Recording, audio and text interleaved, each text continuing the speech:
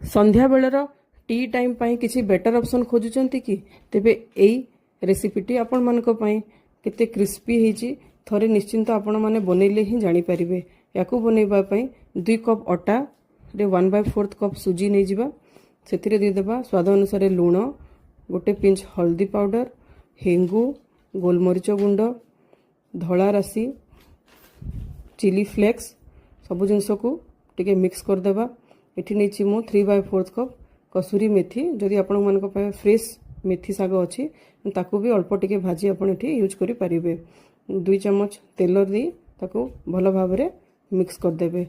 अल्प अल्प पानी दी ताकू अटा दली देबे। रुटी कंसिस्टेंसी रे अटाटा दला हबो। पूरी भलिया बेसी टाइट करिवेनी काहे कि ना सुजीटा जते बेले टिके टाइम रेस्ट देबा सुजीटा फुली जीवो। एमिति सॉफ्ट डो बनै देबे। बनै सला पर ताकू आधा घंटा छाड़ी देबे। आधा घंटा परे ताकू गोटे गोल रोटी आकार रे बेली देबा। बेसी मोटा करिवेनी कि बेसी पतला करिवेनी। बेली सला परे ताकू एमती को गोटे फोक साहाय्य रे ताकू कणा कणा कर देबा नहले सेटा फुली जीवो। तापर गोटे कुकी कटर रे हो किंबा कोनोसी गोटे बोतल रो कवर रे हो एमिति गोल गोल काटी दिबे। थिकनेस टा देखि पारचुंदी एमिति हबा कथा बेसी मोटा नुहे कि बेसी पतला नुहे। तापर तेल गरम करिकिरी ताकू हमें मीडियम फ्लेम रे छाणी देबा।